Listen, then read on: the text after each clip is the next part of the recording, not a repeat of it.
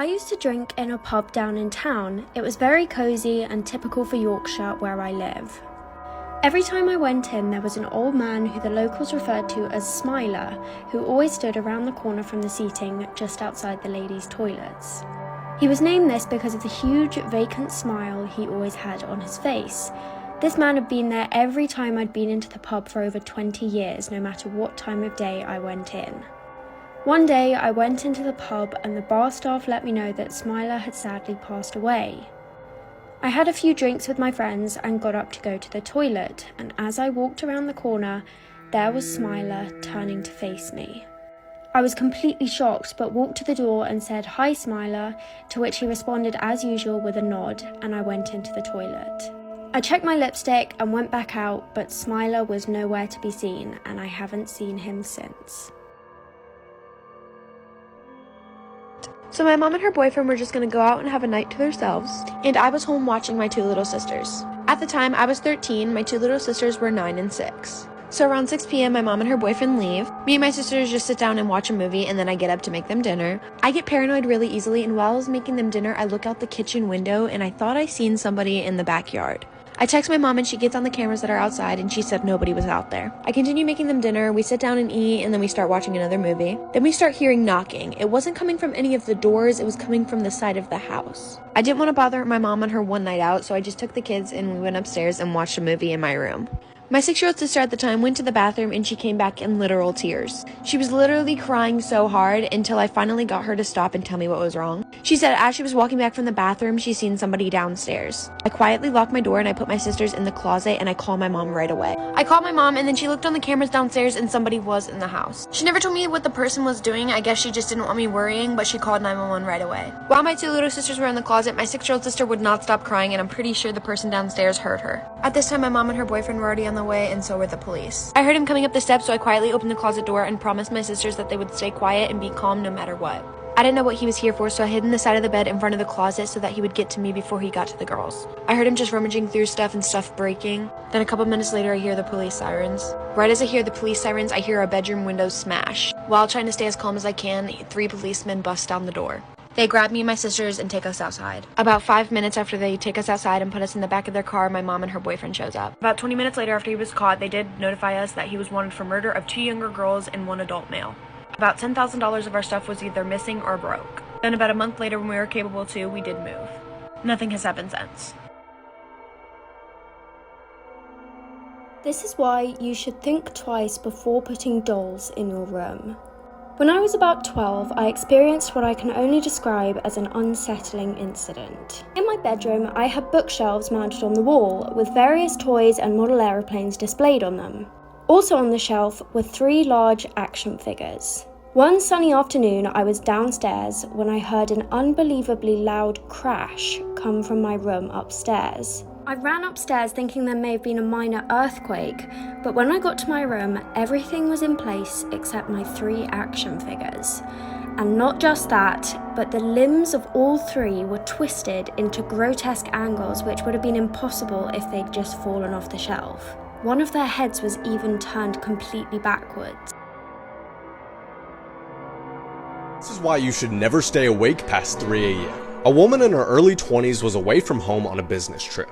The night before she was supposed to board her plane, she had trouble sleeping and had this intense fear that someone was staring at her in her room. She was up until 3, tossing and turning until she started to hear whispers. It was a deep voice repeating the words, "I'm coming to get you, I'm coming to get you."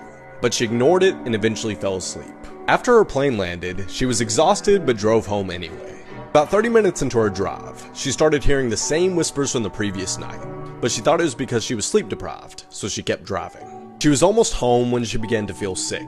Her eyes were watering, her nose was running, and she let out a large sneeze. "Bless you," said the same deep, eerie voice. She quickly pulled into her driveway, hugged her husband, and sat down to tell him what was going on. When this happened, I can still hear that voice.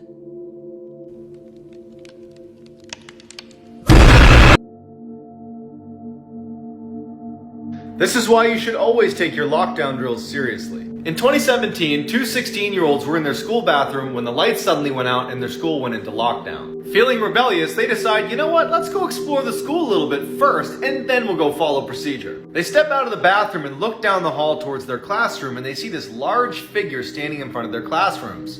It's definitely not a student, it's not a teacher. He's got ragged clothes on, and he starts walking towards them. They dart right back into the bathroom to the corner stall where they hide, praying that that man didn't see them. The man bursts in and starts yanking open all the stalls. Not wanting to see what happens when he gets to their stall, they get on the ground and start crawling to the side of the room where they finally get up and make a run for the door. They look back and he's holding a gun. The boys manage to get away safely and no one's hurt, but the police never capture the ragged man.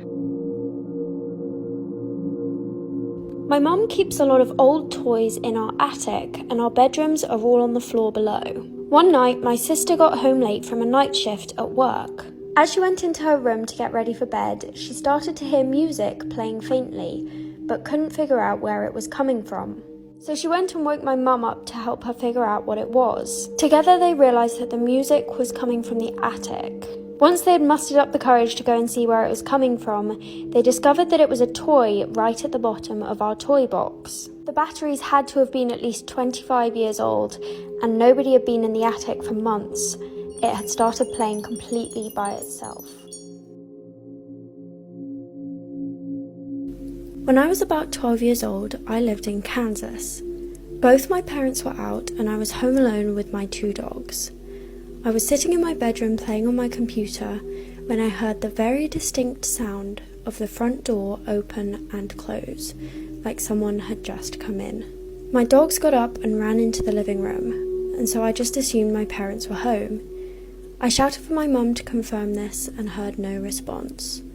I paused my game and walked out into the living room to see, and as I did, I felt the hairs on the back of my neck stand up. I had heard someone come in, clear as day, but no one was there.